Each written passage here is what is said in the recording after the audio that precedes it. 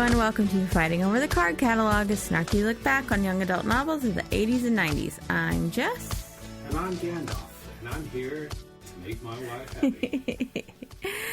We're taking a journey to find out how many terrible and hopefully some not so terrible books from my youth I can get my husband to read before he reconsiders this whole marriage. Hi, Gandalf. Hey, babe.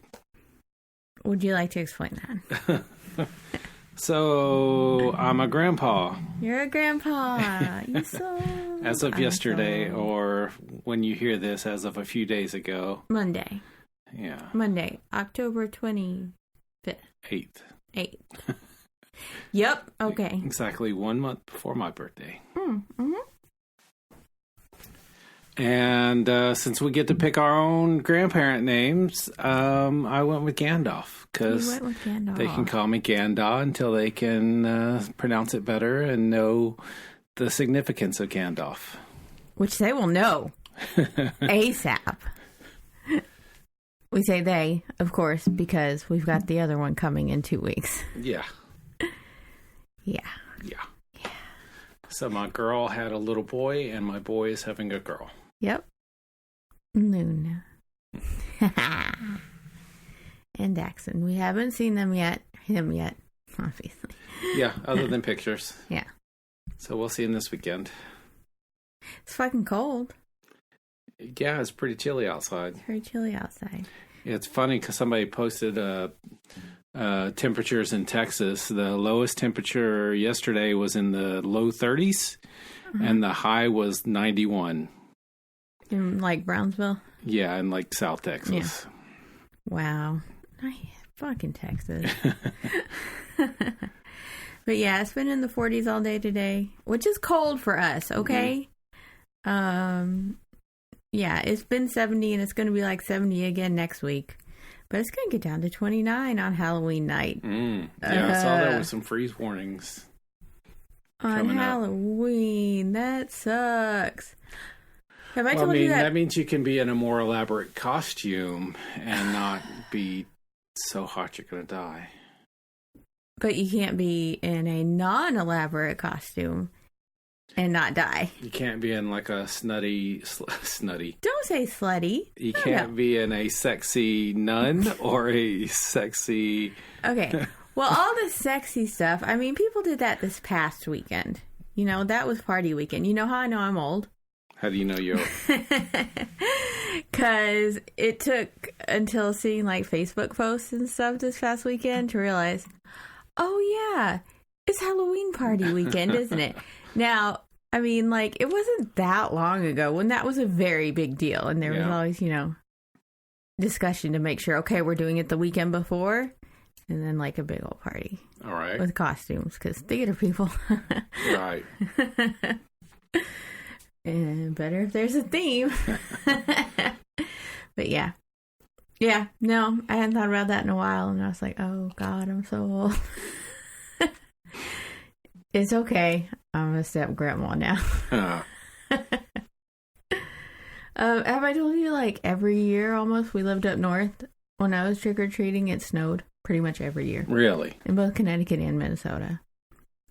I mean, that was early and it would melt.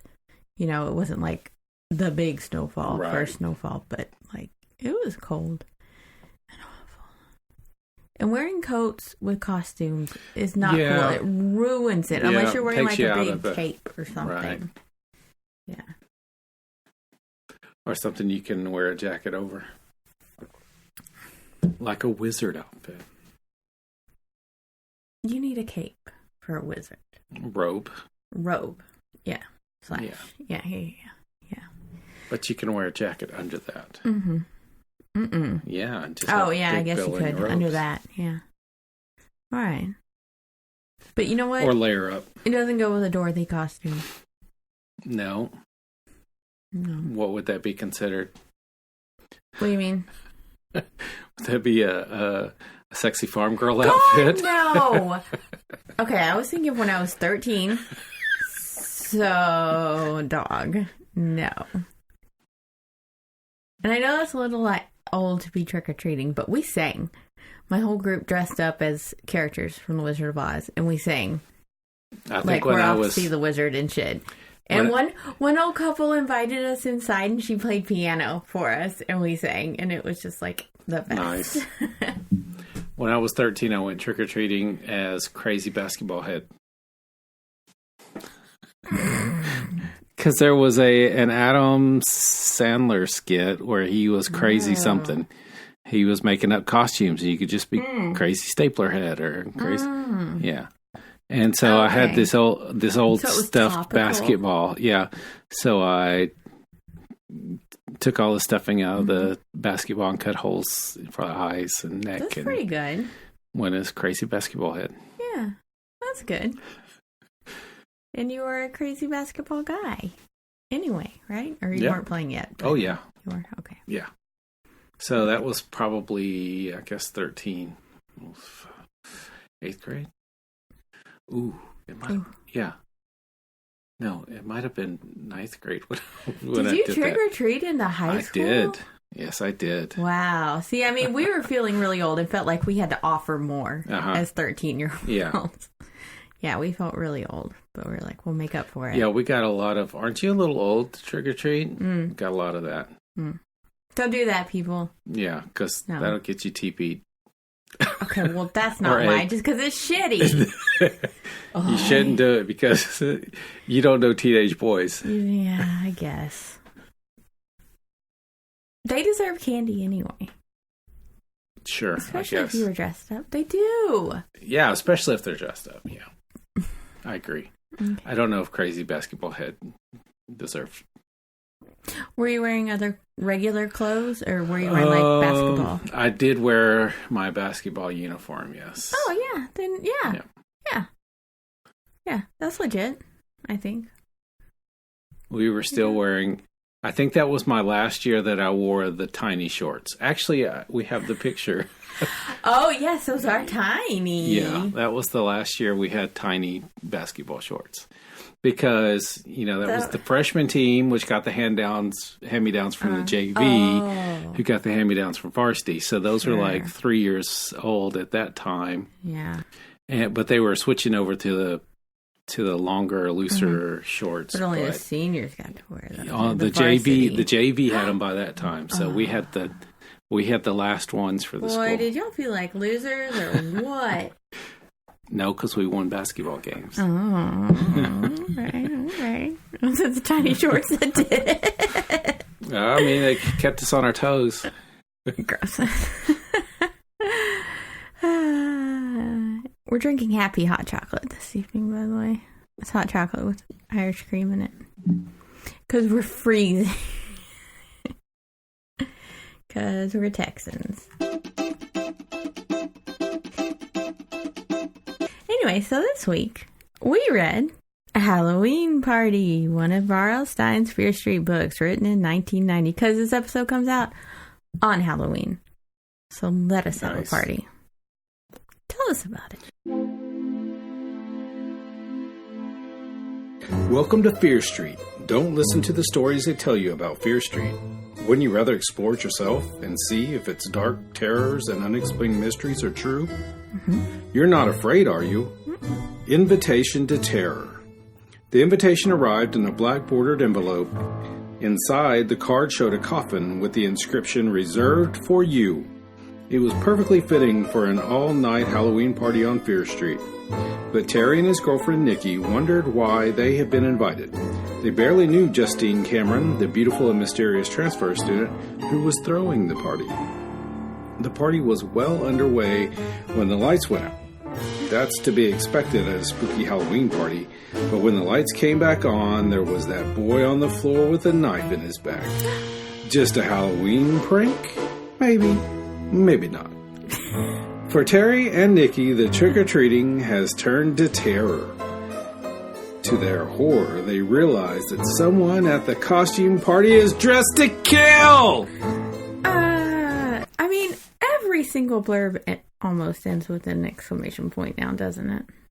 Yes, I'm pretty sure. I'm pretty sure it does. It's like a requirement. Yeah. For YA. Yeah. So, Holy Fragile Masculinity, Batman. That is what I got from this book. Oh, yeah? Oh, yeah. Big time. From which characters? Terry and Alex. Yeah. Oh, yeah. Mainly Terry.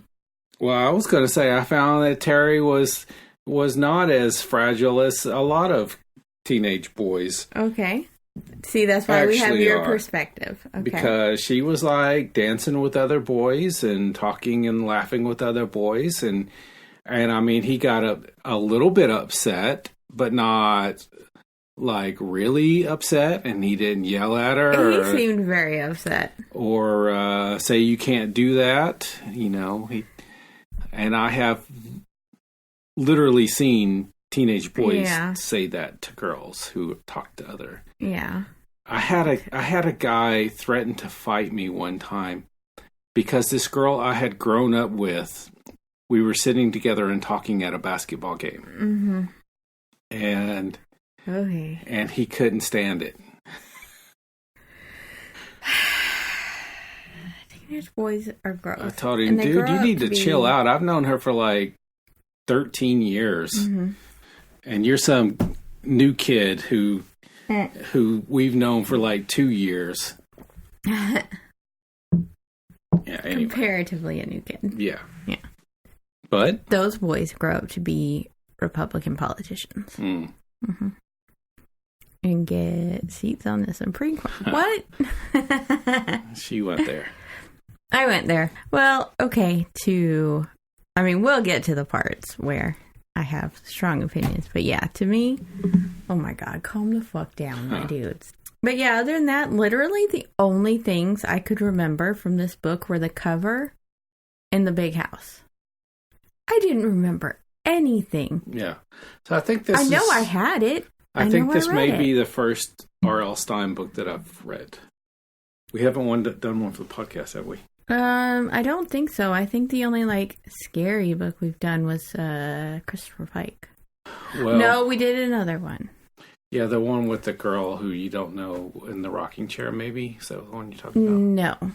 No, that was V.C. Andrews. Okay. No, it was also Christopher Pike, though. The one with a sunburn. The one with that was on the beach. Oh, okay. Yeah. I believe that was also. Was it? Was it? Let's look. No, that was Fear Street. It just didn't take place on Fear Street. That's right. That's right. I said that on the thing. It's like, well, this is the shittiest one to start a Fear Street with. Okay. Yeah. So I guess this is the second one I've read. Yeah. But, I mean, barely. Yeah, I think the main character on that just lived on Fear Street, but then went straight to the beach. Right. Yeah. So, it doesn't count.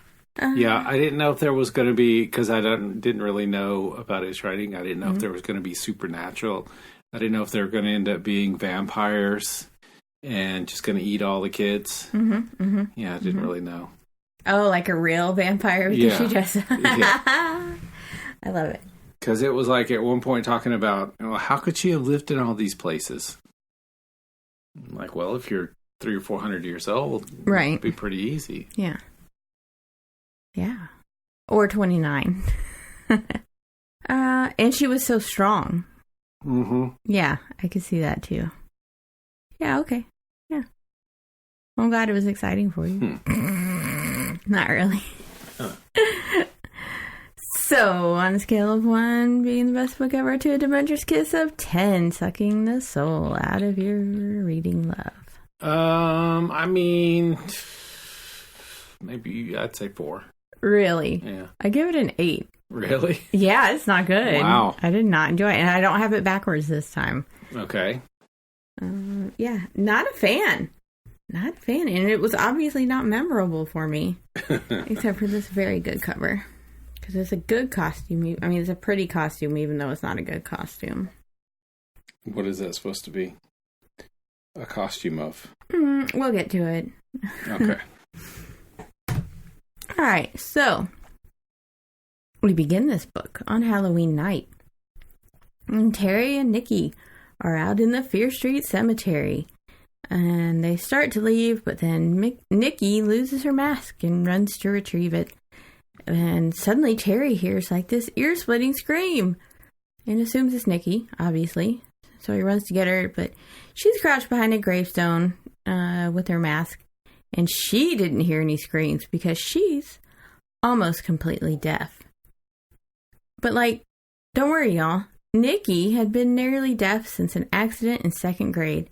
But she spoke so clearly and read lips so well, most people didn't even realize she had a handicap. Which, I mean, thank goodness. We wouldn't want to have too much of a glaring disability. Mm-hmm. That's just unattractive. Just enough to make it plot convenient. Not unless you're a villain. Or a victim. Right. So they made their way to the gate. Forgetting about the scream, I guess. When a flesh-eating zombie comes across their path, but it's just some jock named Murphy wearing a very ugly mask and kind of cool-sounding gloves. Like, he says it's like the flesh is like pulling away from his body, and it sounds good. Anyway, so the next chapter, we go back 2 weeks earlier.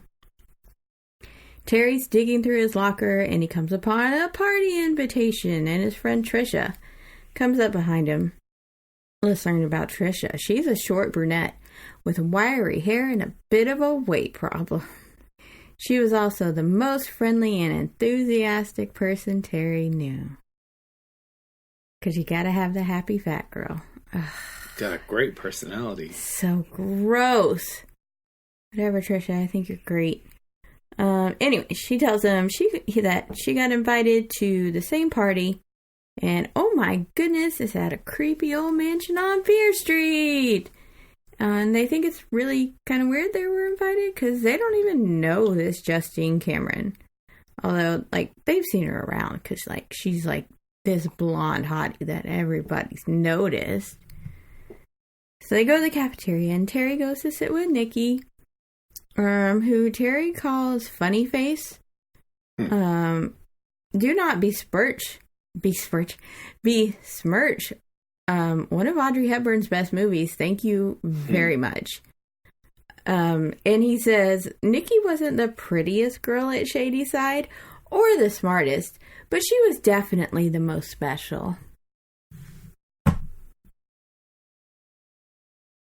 Besides that being awful, it doesn't even go with a nickname because, like, it's funny because it's Audrey Hepburn. Right. She's fucking gorgeous. So it doesn't even work. He's just calling her funny looking, I think. Because she's not the prettiest girl. Does it really say that? Because I thought again, later, somebody says that she's the prettiest girl. It really says that. I quoted it. Nikki is also invited to this party. Thank goodness. And she's really excited because she loves costume parties. Have you ever gotten a hot dog from a vending machine? From a vending machine? Mm-hmm. I probably have gotten like a chili cheese dog from like a vending machine at work. Really? Yeah, where it's cold and you have to heat it up in the microwave. Oh, okay. Yeah. Okay. But, high school in 1990? Oh, well, we didn't have vending machines like that, that's for sure. I mean, we had vending machines, but not ones that had, like, actual food in it. That's so weird. Anyway, so that's what Terry gets for lunch. It just seemed very weird to me. So, Justine's party is all anyone's talking about, and this girl named Lisa Bloom, she's a reporter, so she makes it, like, her business, basically, to gossip. She tells Terry, like, oh, that house, like, the last owners were killed in some kind of accident. The story is that no one could ever live there again because the spirits haunt the place. It's very vague. You're not that great of a reporter, Lisa. Anyway, apparently Justine lives there with her uncle, and before that, the two have, like, lived all over Europe. It's very mysterious and intriguing. After school, this is so weird. A group of students gather on the sidewalk to listen to Lisa read off the short list of people who have been invited to Justine's party. It's just weird, I think. Anyway. There's not much going on at the school. I guess not. So they're confused because Justine has really just invited jocks and nerds. And only like 9 of them. But Justine comes up and they ask her, like, what's going on with this? She's like, I just invited some people. I want to get to know better. And she informs everyone that they can't bring dates. So most of the group breaks up. But sorry, dog. Can't come. Right? Most of this group breaks up except for some of the jocks, including that Murphy guy, the zombie boy. He's got to harass Terry some. He's like, oh, there's no way you could stay all night in a haunted house. And it begins this stupid contest to see who'll actually come and stay the entire night. The jocks or the wimps. Also there as part of the jock contingent is Alex, Terry's former bestie and Nikki's ex-boyfriend. Obviously, they just can't be friends now because their manhoods are just too fragile for that. Right. Nikki is chill as hell, though. And, I mean, she's still friendly with Alex, which she has every right to be. Right. But she thinks the prank war is stupid as fuck, and she's right. But nonetheless, Terry and his friends start thinking up ways to get back at the jocks. And the pranks they do leading up to the party are just so boring. It's like rubber snakes in somebody's locker and filling someone's shoes with shaving cream. And like there is a plucked chicken head attached to Terry's tennis racket, which I thought he wasn't a jock, by the way. He plays a sport. Right. But anyways, so that was kind of okay, I guess, a step up from shaving cream and shoes, but still not scary. Nikki tells Terry that this entire thing is ridiculous and that she heard the jocks they're planning to do some really heavy stuff for the Halloween party. Yeah, okay. But Terry refuses to back down and Nikki gets pissed. Not only at that, but at Terry being a fucking douchebag and questioning her why she's talking to Alex.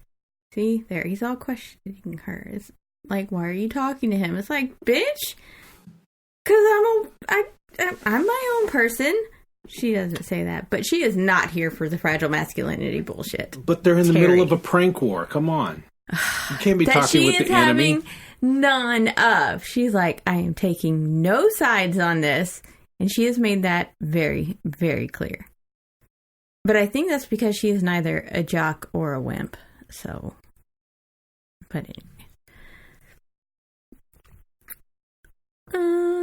So Terry's runs across Marty and Bobby, these douchebag motorcycle guys, harassing Justine because she didn't invite them to the party. And Terry tells them to back off, and they do, but they threaten him. They're all like, as for you, wimp, if you don't stay out of my face, you won't need a Halloween mask. Oh, good one. And of course, Justine gets all super flirty with him for saving her. And it's pretty gross. Especially knowing that he has a girlfriend. Yeah, she says things to him like with a husky voice, and it's gross. Then she brings up the party, and she says she thinks all the drama is ridiculous with the prank war, but that's bullshit, because Nikki had just said that Justine was hella into it and thought it was funny. So that was weird. End of the day, Terry and Nikki make up, and Terry grabs Nikki's books to put them away for her in her locker, but he drops one and a piece of paper flutters out, and Nikki's horrified to read, "You'll wish you were blind, too." That never comes back into play. No. Terry automatically thinks it's Alex, but Nikki's like, no, Alex likes me and he wouldn't hurt me. Get over yourself. And she's like, it's just a joke. We should forget about it. And maybe it was, since it never comes back. Right. They're like, it's fine. So they go to this pizza place, and Terry starts talking about his very boring biology project about seeds. But Nikki interrupts him because she spotted Justine outside on a payphone. And she doesn't mean to eavesdrop, but says that she read her lips and it seemed like she was saying, they'll pay. Every one of them will pay. Dun dun. A little bit of foreshadowing. Little bit. Unless. So we're back to Halloween night. And they're on their way to the house now after Murphy scared them. Yeah, they were told to come through the cemetery to get to Justine's house. Which, I mean, I think is cool. It does set the mood, Terry says. And yeah. No? Yeah, I mean, I guess. I mean, nobody wants to be at an all-night Halloween party and then walk back through a cemetery to get to their car. Oh, that's true. But that doesn't matter. It's the setup for the party that matters. Right. So here's Nikki's costume. She was dressed as an old-fashioned carnival reveler. Is that a thing? Not that I'm aware of. No. I mean, I think it's just an excuse to dress up real pretty, which, sure. Yeah. But, yeah, I think it's a made-up thing. But Terry, he's dressed up as a greaser from the 50s. All right. Wearing black pants, saddle shoes, dark jacket, and a ton of Vaseline in his hair. But also a mask? What? A greaser going to a Halloween party? I guess, maybe? Did they still have, like, the creepy-ass masks in the 50s? Like they did in, like, the 20s and 30s? Have you seen any of those before? Oh, yeah. Yeah, I mean, they're fucked up. So if they still had those in the 50s and he's wearing one of those? Yeah, I don't Okay. I don't know. I wasn't around in the 50s and 60s, so I can't really tell you. But you have the internet. What? Anyway, so they get to Justine's porch, and that Murphy guy springs a big old fake hairy spider on them. Ooh, they're just the worst. I got you, you fucker.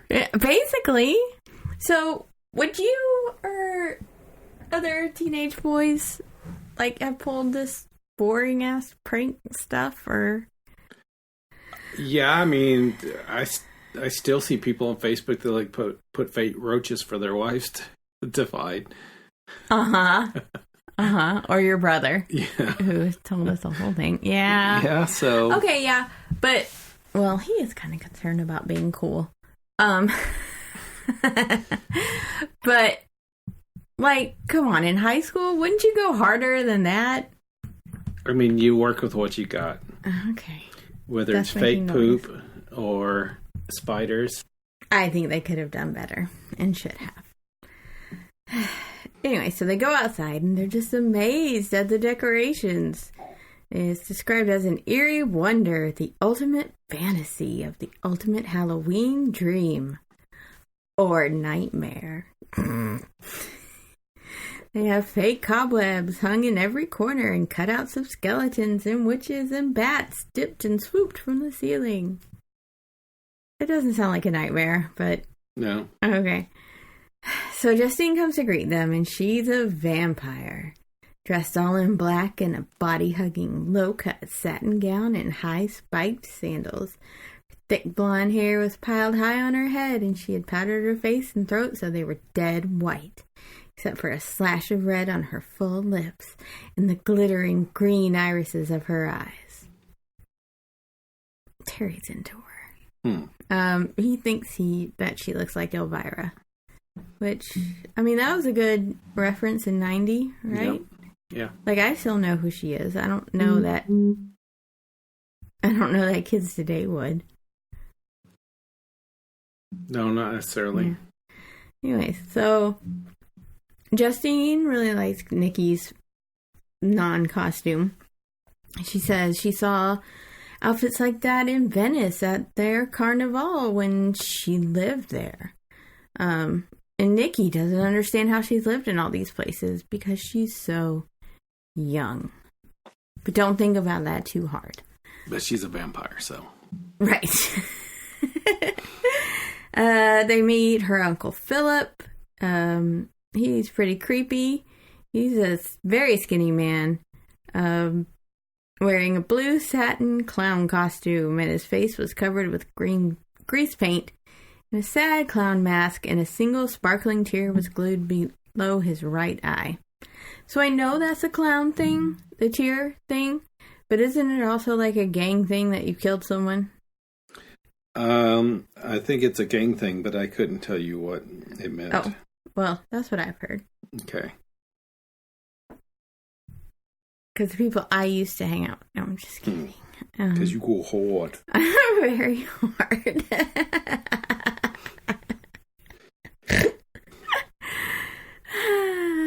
Anyway, so they turn on some real fast music and a smoke machine. Everybody goes crazy dancing. But suddenly the lights go out and the music dies. But Philip goes check on the fuse box. And when the lights come back on, everyone spots a lifeless body lying in the center of the room. Don't worry, it's just one of the nerds named Les. And he's very much alive. That is one of Justine's surprises that she's cooked up. There are to be many more throughout the night. So Alex tries to be cool with Terry, but Terry's like, he just has a bad feeling about Alex. So Alex goes and dances with Nikki. And trying not to look as if he were watching, Terry kept sneaking glances at Alex and Nikki. They were dancing to a fast number and Nikki was smiling. Does she have to smile? Terry asked himself. How dare she have fun with another guy and have a good time at this party? I don't know why Nikki is with this insecure child. I really don't. But then, hey, all that's interrupted by these two fucking motorcycles coming and roaring into the house. Terry says it reminds him of Animal House. Yeah. But I thought Eddie and Rocky Horror myself. Okay. Yeah. But, all right. Anyways, it's Marty and Bobby. Haha, they got into the party after all. Philip tells the boys that he'll call the police. He won't call the police if they'll just leave. But one of them ends up shoving him into a table, and then they cut decorations down. And Terry decides to tell him to back off, but he gets punched in the face. And they they end up trashing the place. That's not funny. But because they're looking for wine coolers, they're super badasses. Oh, man. I mean, I kind of like that, I'll be honest with you. Yeah, because it's, high school boys posturing as these big badasses, and then bring their chains out. Anyways, Terry and, the seemingly nicest jock, David, they, telepathically devise a plan, I guess, and jump on the bikes. And I guess they're threatening to harm the bikes in some way. The four of them fight, and David ends up starting one of the bikes, aiming it through the door, and off it goes crashing outside. And that's what makes them leave. It's a bit of a weird scene. And I don't know why more of the guys didn't help with that last fight. Right. It's especially the jocks. Yeah. I mean, there were quite a few other... Let's see, there were 4 other guys. And Uncle Philip, but he's already hurt. But yeah, that just seems super weird. It didn't fit the storyline. Okay. It's hard to snark on things when you say things like that. Yeah, I mean, it's just... Play with me in this space. It's really what it is, though, that they thought of one storyline they wanted where these two guys were going to be the hero, and nothing was going to get in the way of that. Ugh, I guess. I mean, he could have said that Marty pulled out a gun and shot all the other guys in the kneecaps. Oh, my goodness. And that's why they couldn't do anything about it. But then that would ruin the second half of the book. True. But it wouldn't have ruined it if they just jumped in.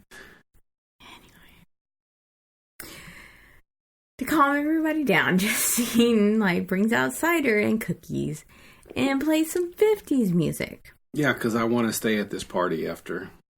Not only that, but they're like, let's call the cops. And she's like, no, let's not call the cops. It'll ruin the party. party. She comes off very concerned. It's like, no, this party's gotta be awesome. Let's just keep pushing forward. Oh my God, you guys have fun. Yeah. I think that's around the time I'd be like, okay, that's enough for me. Yeah. But she kind of guilt trips them. I'm not sure it's right now. But yeah, she does. So one of the wimps says his uncle is in like medical research or something and gave him a brain in a box. You can't take it out, but you can feel it. And a couple of people fall for it. Mm-hmm. But David knows this is just one of the stupid pranks. Knocks the box to the floor and surprise, surprise, it's just cold spaghetti. Which feels nothing like brains. It really doesn't. Like I said last week before, I don't know. Yeah, I had that in my haunted house when I was 7. Not 17, 18. Right. But okay. Anyways, it's time for a treasure hunt. A spooky treasure hunt. Okay, so everyone gets a list of items that are hidden around the mansion, and whoever finds most items by midnight wins a prize. And, like, I think this actually sounds fun. I mean, it's a very old, creepy mansion with, like, lots of shit. That sounds awesome. Right. And they've got some weird shit hidden around from all their travels and stuff. But could you imagine being the owner and letting all these people just go around your house? No, probably not. But he's a cool uncle, so. And I mean, you know, it's not all their shit. It's stuff that's been in that house forever, I think. But yeah, they've got things like mummy hands and a shrunken monkey's head and stuff. I mean, that makes a pretty good Halloween scavenger hunt. So anyways, I think it's fun. But Nikki absolutely does not. She's like, even though this was the greatest party she's ever been to, she wasn't that interested in fun and games. Like, what? I mean, homegirl is acting pretty shady. Oh, Justine? Yeah. Well, yeah. So, yeah, that's the whole thing. Yeah, I guess Nikki. so. And she does use this opportunity to go snoop through Justine's room. Right. She thinks it's weird Justine doesn't have a desk. More so than, like, she doesn't have anything, like, typical high school on the, like, walls and stuff. Yeah. But it's like, okay, maybe there's not room for a desk. Don't be so judgy. Anyways, the only picture in the room is of a man and woman from the 50s. She goes into the closet. I mean, she is snooping big time. She goes into the closet and that was my phone. And she finds a secret door into another closet. And there she finds a ton of very expensive clothing. And she, like, goes all through it. And she finds a picture of Justine and an older man holding one another. Gazing lovingly into one another's eyes. She's like, is she having an affair with this old dude? She's just a vampire. She is a vampire. And then she goes into the bathroom, because no snooping session is complete without going into the medicine cabinet. And she finds a bunch of pill bottles with the name Enid Cameron on them. What? She's like, she realizes there may be a reasonable explanation, but she's actually convinced Justine is leading a double life. Maybe as a vampire. No, she doesn't think that, but I'll let you have it for now. And she decides to go find Terry and tell him, you know, what she's found. But Terry's on the way up to the attic, and when he gets up there, he opens his closet, and oh my God! Hanging inside is a costume covered in, Alex is hanging inside the closet covered in blood. And David comes up and he and Terry run to tell Philip.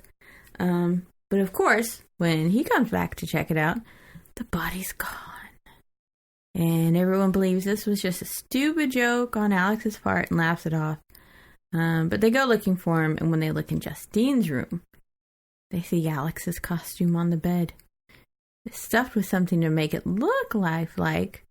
That's why they thought it was real. And turns out the blood was just streamers. Jesus, Terry. God, you're gullible. And David. But Alex pops out of the bathroom wearing a bathrobe and laughing his ass off, and he tells them, while they were all looking for him, the jocks found everything for the treasure hunt, and they win. That was a pretty good one, honestly.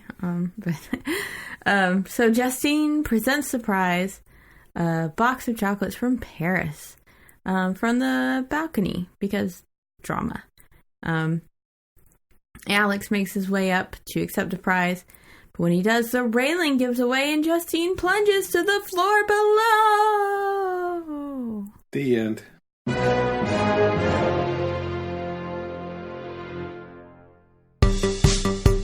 Hey, if you've been enjoying our show, please share it, tweet it, tell your friends and enemies. Word of mouth is the best way for podcasts to grow, and we would just really appreciate it. I know if you're listening, you probably have some bookworm friends from back in the day who would love to reminisce with us. Please consider rating us on Apple Podcasts and subscribing there, or at any of your favorite podcast places of choice. Come hang out with us on Facebook, Instagram, Tumblr, YouTube, Pinterest, all at Fighting Over the Card Catalog, and on Twitter at Card Catalog Pod, and me, personally, at Just Digress. And last but not least, check out our website where you can find all the things I just mentioned. But don't worry, Justine lands on the sofa, and she just sprains a wrist. But Uncle Philip examines the banister, and it's been sawn through. And so both groups blame each other and get into a fight, and Nikki gets mad at both Alex and Terry, which I think is always fair. So Justine goes upstairs to compose herself while everyone else watches Bride of Frankenstein. But before she goes, she and Alex whisper and laugh with each other before she leaves. And how dare she? It's true. Terry sees Nikki watching, and he accuses her of being jealous, which is really rich. And she gets rightly angry at him. So the electricity goes out again, and Justine comes downstairs and tells them, it's fine, let's play a new game. It's called Truth, and you tell everyone the worst thing you've ever done. Everyone votes on whether you told the truth or not, and if they think you're lying, you have to pay a penalty. Ricky goes first, but he can't finish the story because he says it involves other people.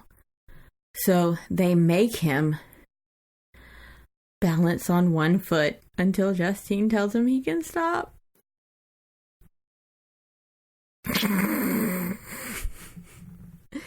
So Terry thinks the game is really stupid, because it is. And he turns to Nikki, but he's like, oh shit, she's not here. So he goes to find her. And he goes up and he opens that same closet door in the attic. And he finds Les's corpse. A big carving knife protruding from his chest. And this time it's real. Or is it streamers? He checks for a pulse and everything. So Terry hurries back downstairs and tells David to come with him. I'm shocked David does. But he opens the door to the closet and the body's gone. There is a huge puddle of blood on the floor, so he believes it. And there's also blood smeared across the floor and on an open windowsill. And they're like, what happened to Les's body? Had it gotten up from the closet and escaped through the window? Had Les somehow joined the undead in the Fear Street woods? Terry, my dude, I'm just done with you. But they actually see Les's body on the peaked roof of a second-story dormer. So they figure they should get his body back inside. But, okay. Moving a body at any time I mean... Even a body that has been moved, moving a body is a bad idea. Yeah. Just call the police. Just call the police. But, alas, Terry jumps down and ties a rope around Les's body, and they get him in. And they cover him with a blanket, because it's creepy. And they run downstairs to find Philip. But no one knows where he is, and all of a sudden he realizes, oh yeah, Nikki's still missing. Whatever. So they go into the kitchen, finally, intending to call 911. But someone's cut the telephone line, because obviously. While looking at that, Terry also sees Uncle Philip's clown costume lying in the mud. So there's a naked uncle running around. Did you know you could still call 911 without having the phone? All you need is the line. So what they could do is take the cut line. Uh-huh. You remember how the rotary dials used to work? I remember them. Yeah. So like if you dialed 9, it would go click, click, click, click, click, click, click, click, click, click. Oh, yeah. Basically, that's just the same thing as if you take the two wires and touch them together. So you can... Really? Yeah. So you can literally... So it's like a telegraph, sort of? Kind of. You're just doing you do it real fast in a row, do 9, uh-huh. and then pause, and then do 1, and then pause, and then do 1. And then it will dial 911. No, I had no idea. That's pretty neat. I know you can call 911 on a cell phone without having any, like, minutes or anything. It's the same thing, right? The exact same thing. No, but that's cool. So if you ever get kidnapped and you're in a room with the phone line but no phone, just take the box apart. Hey, that's some really good advice. Anyway, there's blood on the arm of his clown costume, by the way. So the boys go in and tell the group that Les is dead. Philip is gone, and someone around here is a murderer. And David decides to leave and go get help. So he's going through the cemetery, and when he gets to his car, he sees his tires have been slashed, as has everyone else's. Because obviously. Yeah. That's what happens when you don't leave after two guys come and trash your party for wine coolers. Exactly. And so that's exactly what David thinks. He assumes it's Bobby and Marty. And as soon as he starts to walk back to the house, they both pull up on Marty's motorcycle. Because they're still riding around. They're still riding around, but drunk as fuck. Now, I guess they found some wine coolers. Anyway, so they chase him through the cemetery, because sure. But then he slips, and he cracks his head on a gravestone.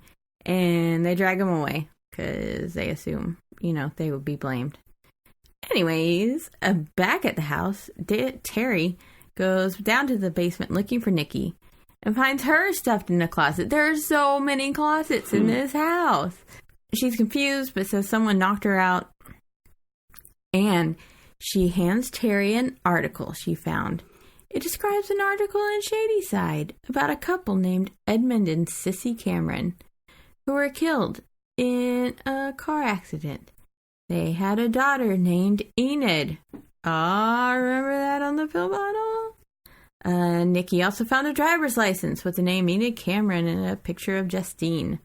She's like, Justine's really Enid. And so Nikki also points out that there were a bunch of teenagers involved in this car accident. They were drag racing. Boo, bad 50s kids. But if you look at all the names, because they were all named, they happen to be the parents of the kids invited to the party. And apparently Terry just skimmed past his own father's name. Yeah. That's so weird. If I saw my dad's name in a newspaper, your eyes would go right to it. And somehow he doesn't know Nikki's mom's name, even though they've been dating for 6 months. Oh, Terry.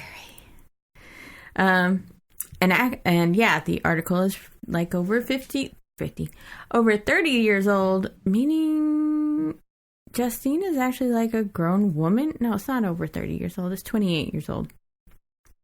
Right. So that would make Justine 29. Okay. Yeah. Yeah, so I was thinking 28, but I guess the article, if it was 28 years old. I see what you're saying. Yeah, it said she was 1. So you know what my thought was? What was your thought? After hearing that? Was she still a vampire? No. Oh. My thought was, how many games is their sports team going to have to forfeit because they had a player on their team that was too old? Justine? Yes. Does she play on us? Yes, because that's how Nikki knows her. I thought they were just in gym class. And she was she was playing a sport, one of the sports, and she was one of the best. Okay. Yeah. I don't remember which sport it was. That would be a heckin' concern, though. You are correct. Yeah. Then it turns into a wacky teen comedy. So anyways, Terry, he just simply won't believe this at first because Justine's so nice. And Nikki's like, yeah, that's why this is working, you idiot. But yeah, she eventually convinces them. She says that's why she's getting away with it, because no one would believe that sweet, innocent Justine could be a murderer. But Terry, we have to face it. Justine had us here to this party for one reason only. For revenge. Dun, dun, dun. So they go back upstairs and accuse Justine of murdering Les. But she just laughs and tells them, y'all are such good actors. And, everyone else believes her. Even though Terry and Nikki are standing there going, no, this is real. But they just believe sweet, innocent Justine. And she announces that she has one more surprise for everyone. They all go towards the dining room. And she's like, Les is in there. I'm just going to talk to him real quick. And they hear her talking to him. And then they all go in and see Les's corpse is propped up in a chair at the head of the table with sunglasses on, like some Weekend at Bernie's shit. And everyone believes, he's alive. And they go over to talk to him, pat him on the shoulder. And he falls over, and then the sunglasses get knocked off, and they see his cold, dead, glassy eyes. And then Justine flees the room and locks them all in. Because, obviously. And she goes outside and starts talking to them through the window. She tells them, sit down and open the gifts she set out for them. Each box has a picture of her parents. And she tells them how their parents are the reason that her parents are dead, and she's going to get revenge by killing all of them. So their parents will know the pain she felt. Yeah. Anyway, she informs them that... But really, if she's 1 year old, how much pain did she feel? I know. Well, I mean, yeah. I understand she feels the loss of her parents as she grows older. Right? But... Not as if she was older and all of a sudden they were taken from her. So she tells them she's going to set the house on fire so they can burn just like her parents did, while listening to a tape of car crash sounds to really get the full fucking experience. And I mean...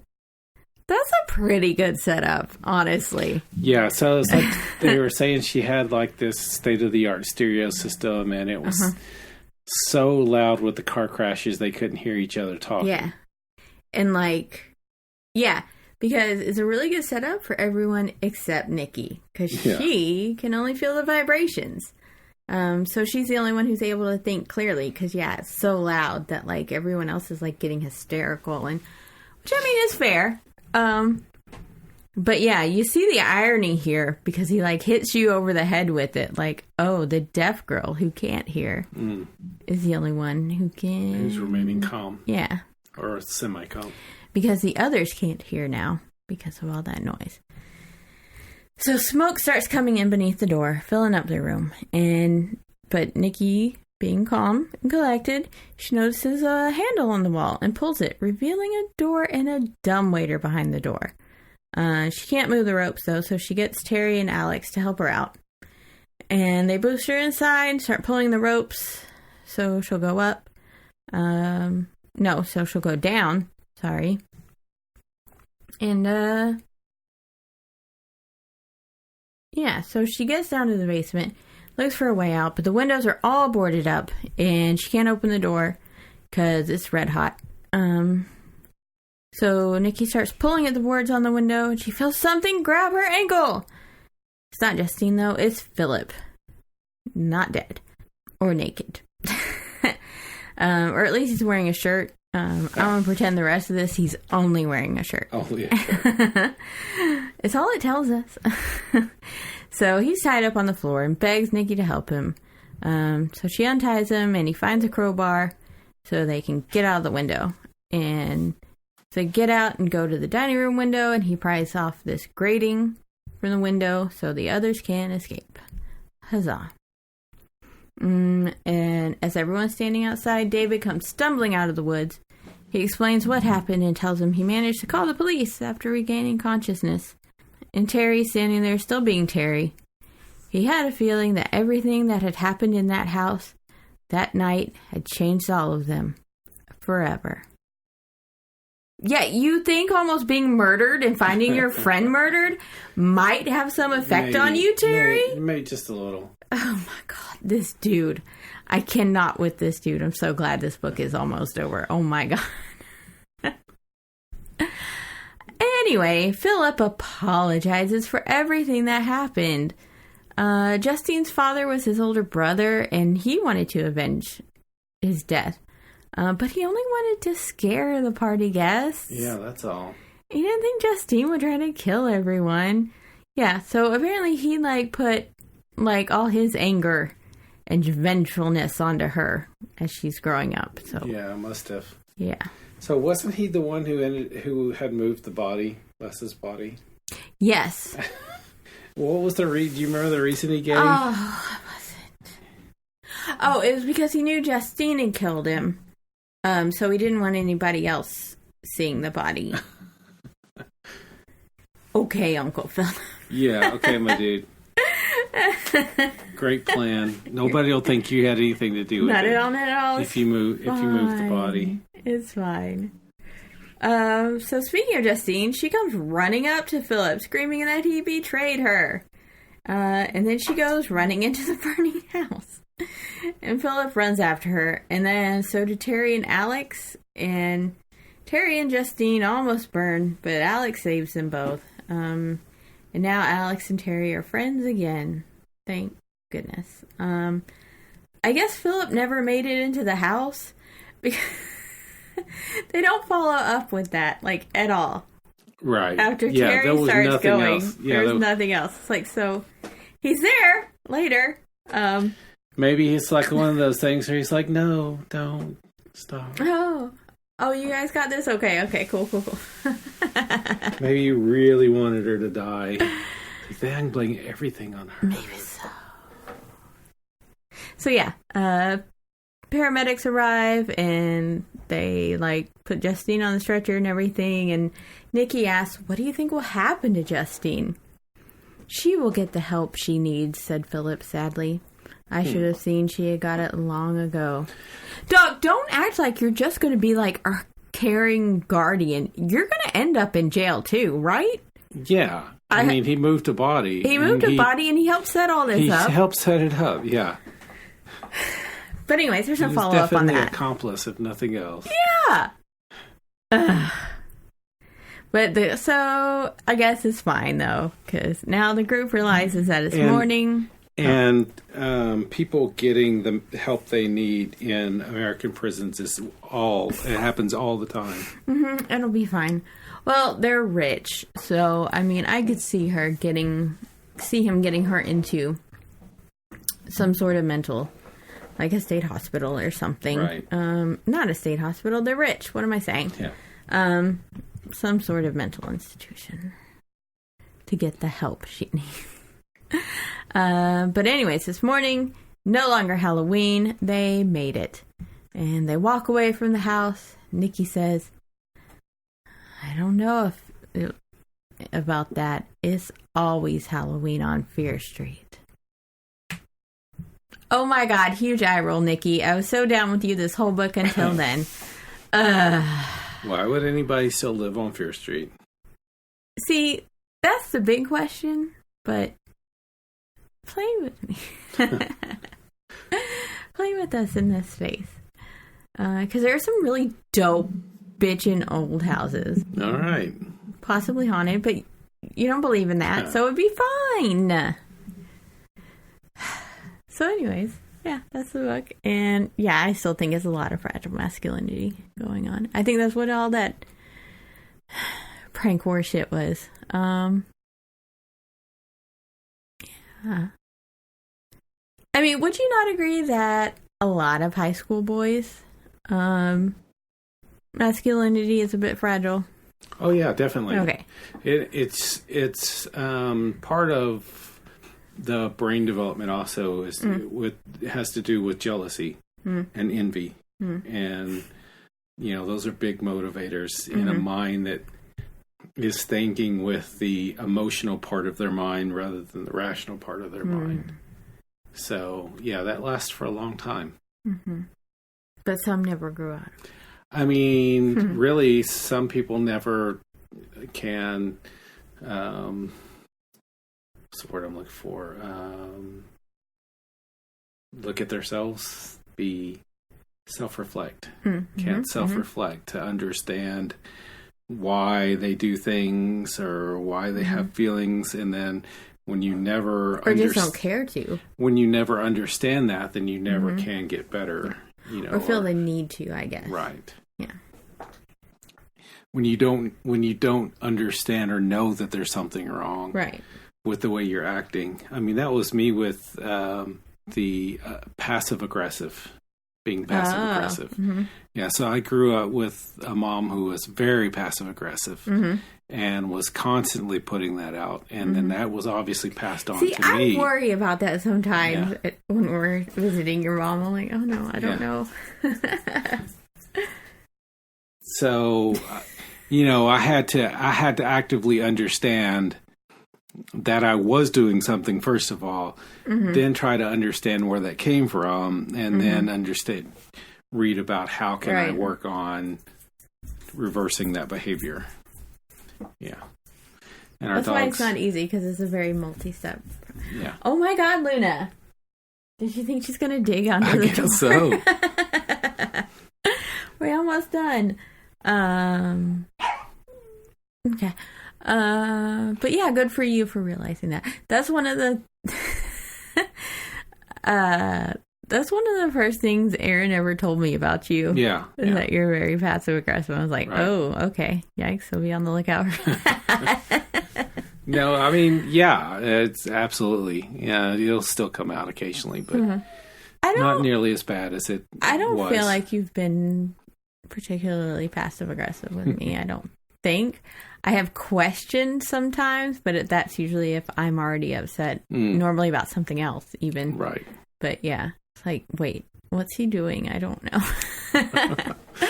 But yeah. I mean, when you get upset, really, it's more about, well, there's nothing I can do to make her feel better, so I'm just going to stay the fuck out of the way and not say anything. And you may see that as being passive aggressive.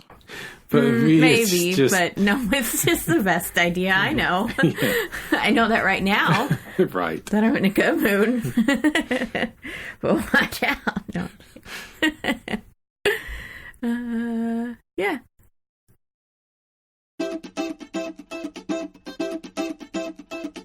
So what are you reading?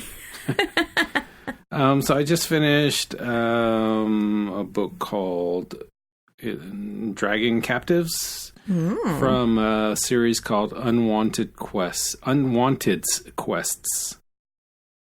Okay, that's difficult. Because it's unwanted are the people and it's their quests. So gotcha. Yeah, by Lisa McMahon. It was pretty good. I mean, I almost stopped reading it at first. I got to a point where I was like, I'm just not really interested in these people. Yeah. And then it got better. So I'm going to give it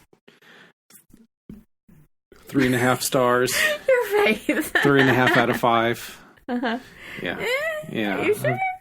I was trying to think. I don't think I can give it 4, but I don't think I'll give it 3 either. Okay. So it have to be 3.5. Okay, all right. And then the Goodreads won't play with you on that. I've started Ken Follett's A Place Called Freedom. Oh, you love him. And I've almost finished it.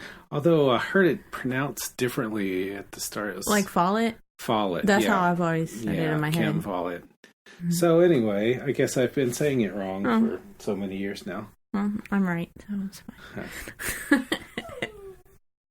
But he has a formula. Yeah.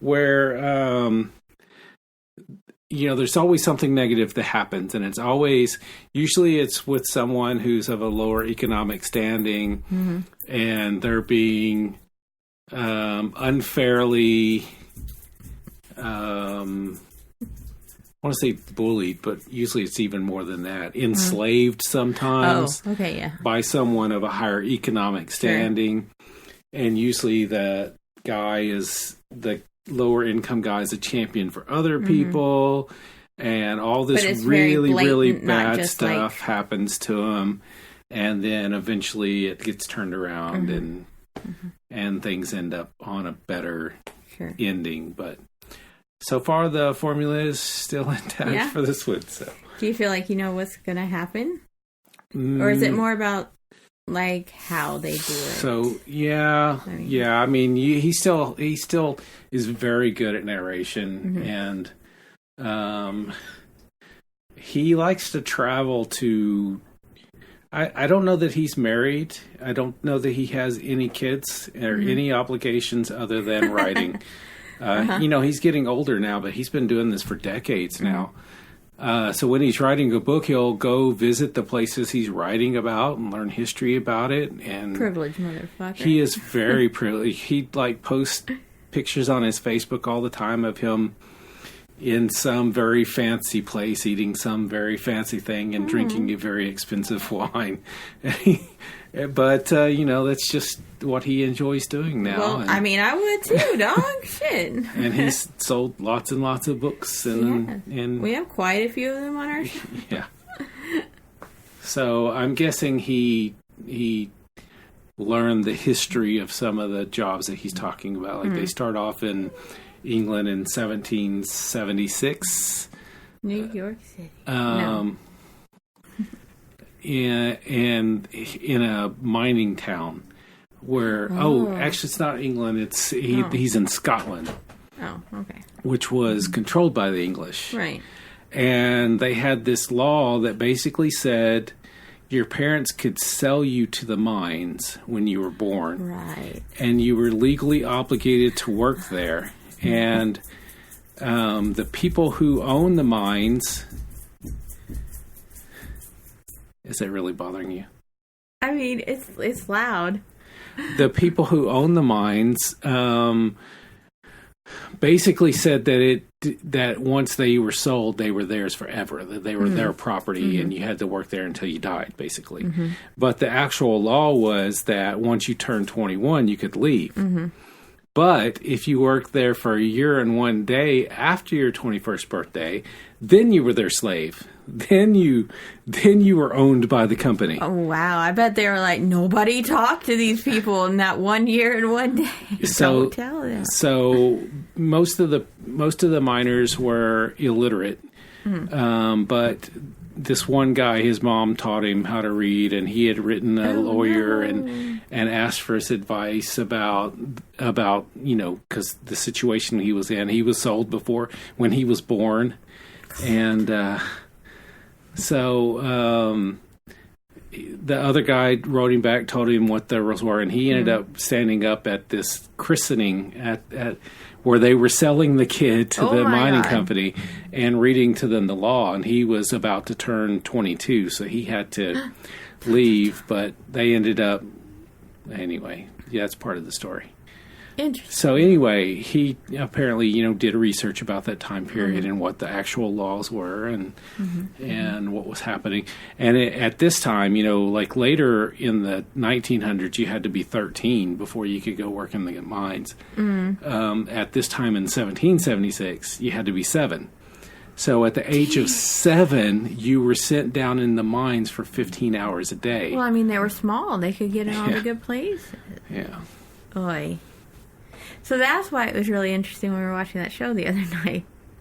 Which one? The House, with the history of the guy being a coal miner. Oh, yeah. Yeah. And it was basically the mining people owned all the houses, right. Just like in that, in the show in real life in England, where all these houses were built by the mining companies and you were assigned a house as long as you worked for the company. Just mining towns. That's where they were. Everything was controlled, like the store and stuff, and that really fucked you over. Yep. Yeah. You ended up paying in to that, and I'm sure the pubs and anything else was owned by the mining company as well. Yeah. So anything else? That's it. Book-wise? Okay. Well, I've been reading some books set in England myself. So let me tell you. It's like really good. It's about this wizard named Harry Potter, right? And he gets to go. What a weird name. I know, right? He gets to go to this school to learn magic.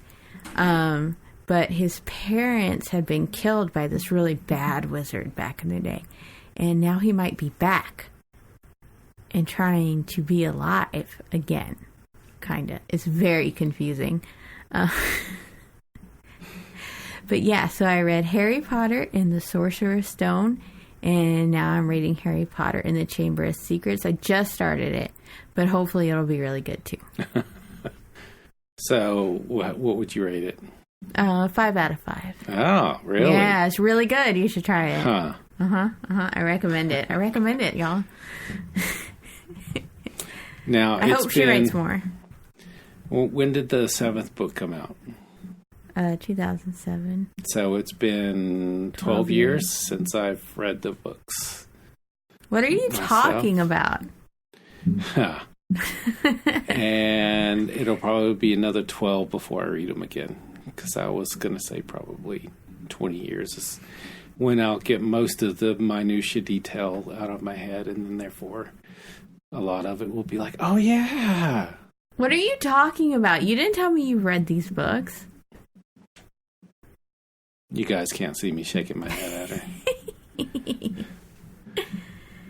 So, our next book. It's November, which is Steven's birthday month, which means he gets to pick out the books we're reading. You're welcome. That's your present.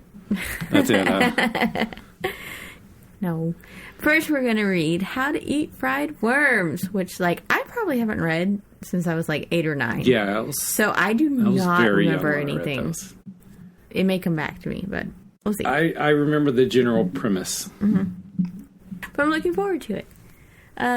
So thanks so much for listening, y'all. Everybody have a safe and fun Halloween. And yeah, don't yuck anybody's yums. Give teenagers candy. Give kids not in costume candy. Because you don't want to get egged. Just because it's nice. Give nonverbal kids candy, even if they don't say trick or treat. Don't depend on them having blue buckets for autism, because that's bullshit from Autism Speaks, and you don't have to tell your disability to anybody. Thank you. Yeah, I struggle with that with your with your disability. Everybody and wants to know. I meant to say diagnosis, not disability for autism.